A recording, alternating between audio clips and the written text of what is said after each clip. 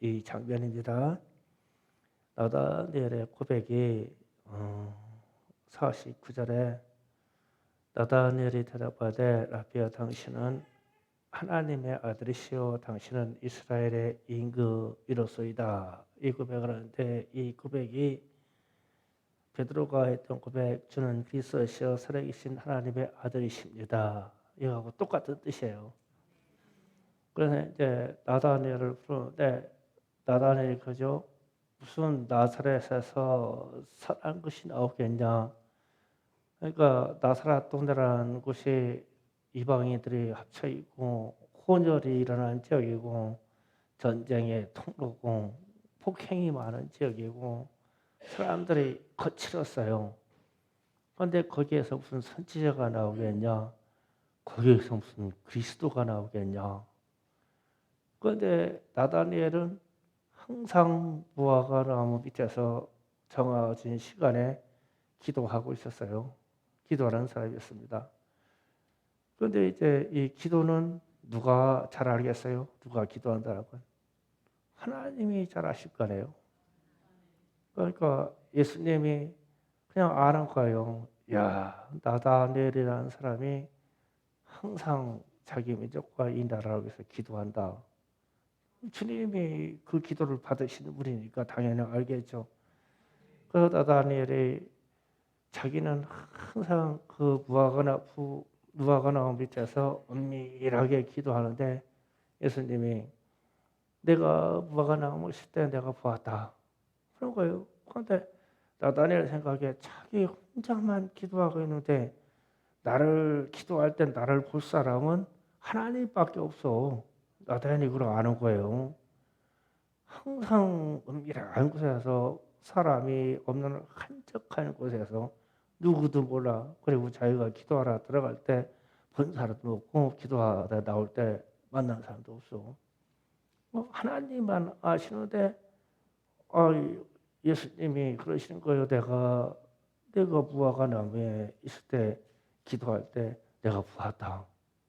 그러니까 나다니엘이 그냥 그냥 땅 맞으면서 당신은 하나님이십니다. 지금 그 얘기예요. 저희가 라비오 선생님 당신은 하나님의 아들이십니다. 당신은 이스라엘의 왕입니다. 임금입니다. 주는 그리스도시요 살아계신 하나님의 아들이십니다. 이 똑같은 고백을 하는 거예요. 그런데 이제 여기서 우리가 좀 생각을 하고 가야 돼요. 잠시 후에 기도 때문에 그래요. 주는 그리스도시요 살아계신 하나님의 아들이십니다.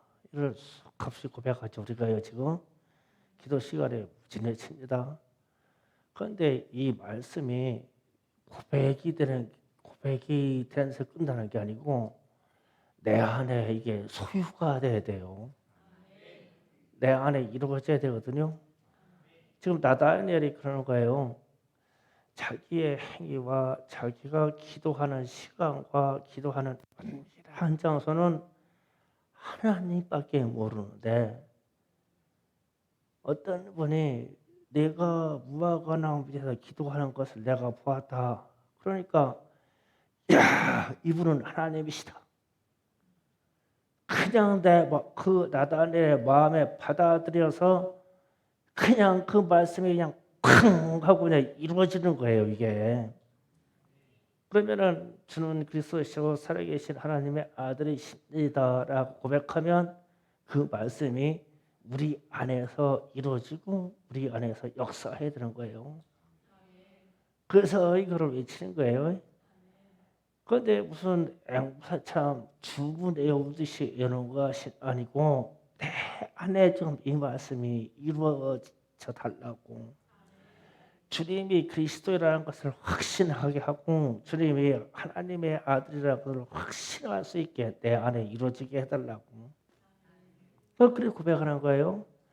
그런데 이 똑같은 내용이 요한복음 20장으로 갑니다. 요한복음 20장 24절에서 29절 본입니다. 동마의 이야기가 나와요. 24절부터 29절 또 교독해서 읽겠습니다. 시작. 교독합니다. 12제자 중 하나로서 디모데라 불리는 도마는 예수께서 오셨을 때에 함께 있지 아니한지라.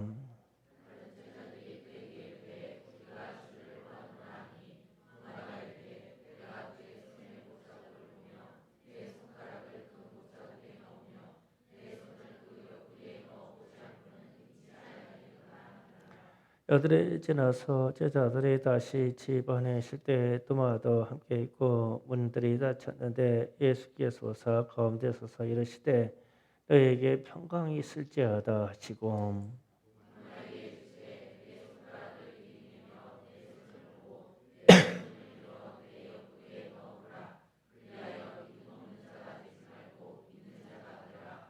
도마가 대답하되 나의 주님이시여 나의 하나님이시니이다.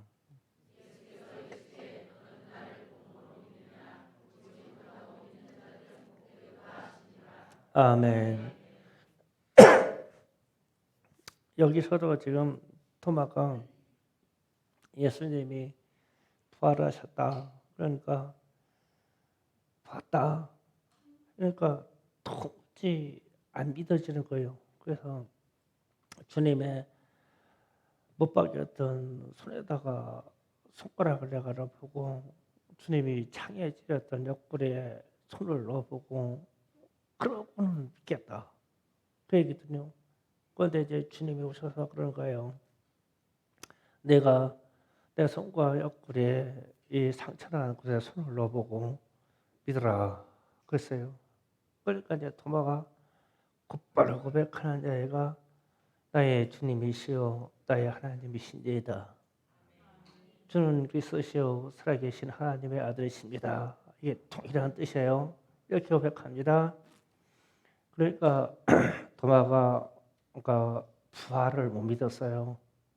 그러니까 부활을 역사를 일으킬 수 있는 분은 하나님밖에 없어요. 부활의 역사를 이끌어 가실 분은 주님밖에 없어요. 그런데 이제 같이 선생님으로서 예수를 모시고 있었는데 제자니까 선생님으로 모시고 있었는데 그리스도라고까지는 하나님의 아들이라고까지는 못 믿고 있었던 얘기죠.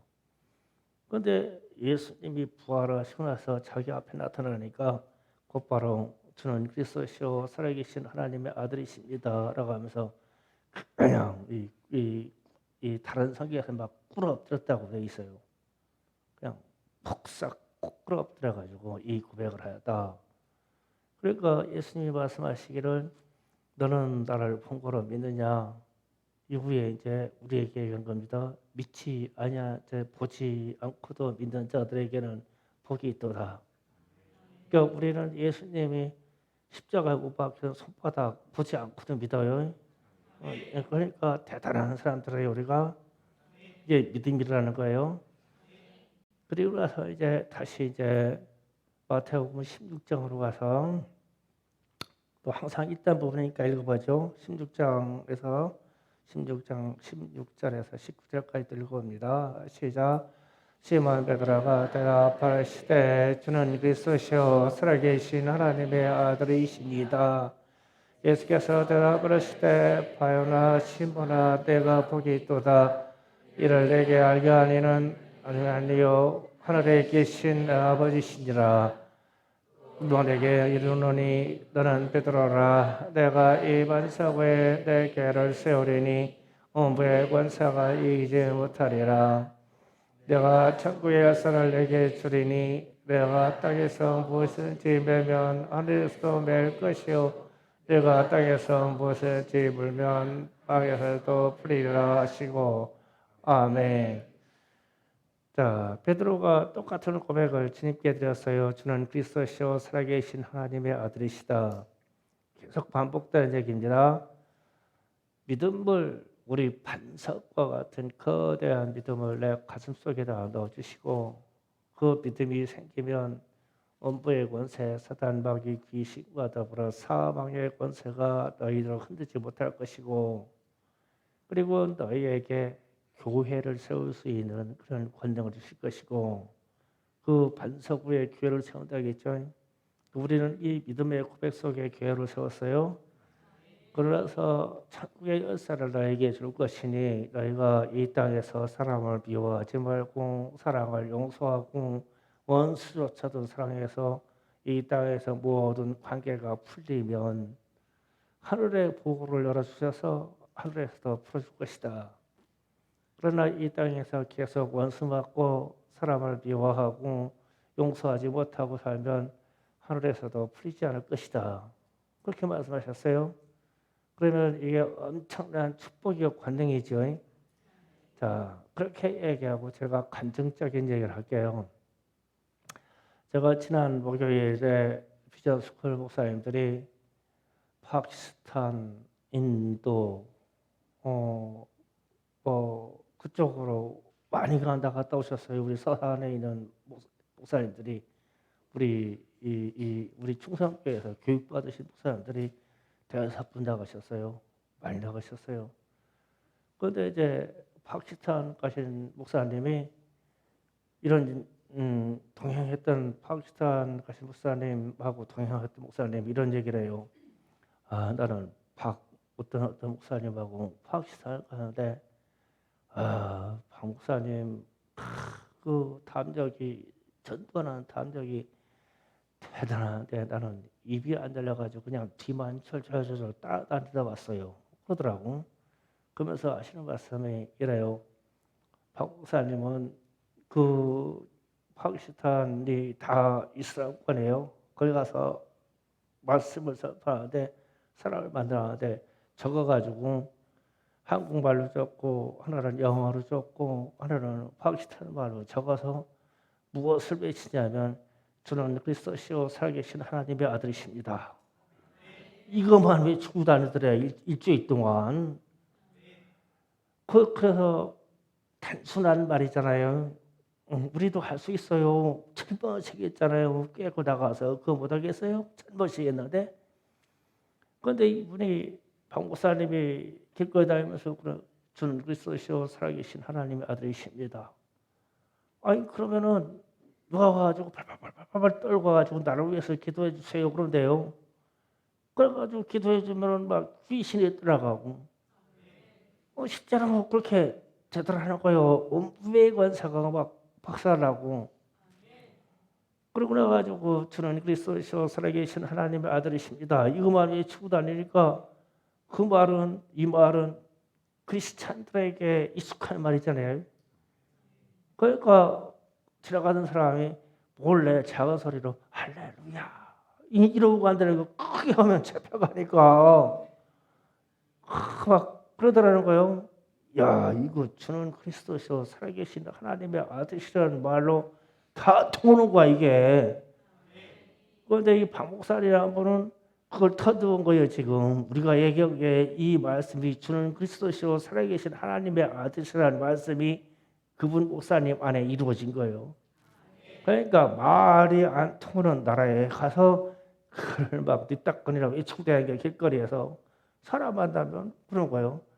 그 조금 막 의심받을 만하고 그 이슬람권에서 종교 경찰 같은 데 오고 그러면은 한국말로 한대야.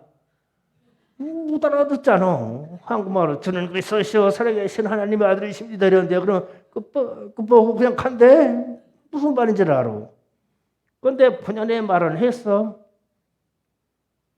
그리고 나가지고 또 지식인 챙가고 눈치를 봐가지고 괜찮은 소리가 또 영어로 말하고 또 저만 친가다가 가난하고 힘든 사람들이 있을 때 그때는 파키스탄 인도 말로 말하고 적어서 핸드폰에다가 써갖고 다니면서 그러더라는 거예요.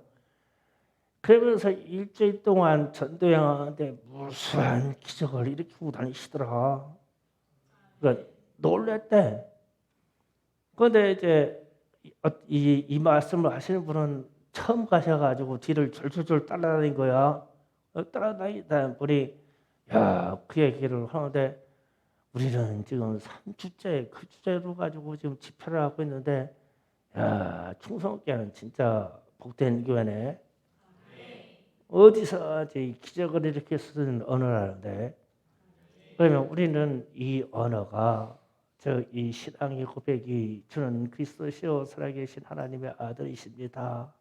이 말씀이 내 안에 반석과 같이 자리 잡아서 이루어지면 말씀 그대로 문패의 권세가 이기지 못하니까 귀신의 역사들이 따라가고 내게만 이루어지면 돼요. 우리 뭐 가족이고 뭐 할 거 없어. 내가 이루어지면 이거 따라가는 거니까. 그러니까 여기에 있는 여러분이 이 말씀을 이루시고 여러분의 가정교회의 기초를 세우고 음부의 권세 물리치고 그리고 나서 내가 이 고백을 들었더니 주님의 마음이 내 안에 들어와서 내가 절대 사람들을 미워할 수가 없어. 내 가족과 내 친척과 내 주변의 사람을 어떤 한 사람도 미워할 수가 없어. 주님의 마음이 들어와서. 주님이 이 땅을 돌아보아 죄인이라고 하면 죄에 앉은 사람이 어디 있겠어요? 그런데 그분이 이 땅에 있는 죄인들이 미웠다면 십자가에서 그 고통받으면서 피 다 흘리시고 고난 받으시고 수치받을 거 다 받으시고 매 맞으시고 창에 찌르시고 해까지 해서 우리의 죄를 속죄해 주셨는데 우리가 믿지 않으니까 그렇게 하시는 거 아니에요? 그래서 그리스도의 마음이 우리에게 들어와야 되죠. 그래서 제가 여러분에게 자꾸 그러는 거예요. 아직도 미워하는 사람 있어요? 예, 미운 사람 있는 사람 좀 손 들어보세요. 예, 없네. 없어. 다행이요. 반대로 물어보지 않을게요. 예, 참 미운 사람 없어. 됐다 이제 주는 그리스도시요 살아계신 하나님의 아들이십니다. 이루어졌어. 반대로 안 물어볼게요. 예. 야 미운 사람 없대. 됐어 이제 하늘은 열리는 거예요. 그렇다고 지금 나가서 단기 선교 나가서 그렇게 미지했다는 것은 말이 통하지 않는 데서도 베드로가 고백했던 이 고백을 그냥 치고 다니더라는 거예요. 그러면 우리에게도 이 말씀이 이루어지면 수많은 기적들과 수많은 축복들과 전도의 역사가 막 절로 나타날 거 아니에요. 난 그렇게 되기를 믿어요. 그래서 오늘 기도할 때 오늘은 크게 외치지 않겠습니다. 왜냐하면 내 안에 이루어지게 진짜 진치하게 주는 그리스도시요 살아계신 하나님의 아들이십니다. 주님 이 말씀이 내게 이루어지게 해주세요. 내게 이루어지게 해주세요. 지금까지는 우리가 막 이 말씀을 끌으려고 막 크게 외쳤어요. 조금 소리가 적더라도 진짜 내게 이루어지게 고백해요. 그게 500번이 됐든 1000번이 됐든 기도 준비합니다.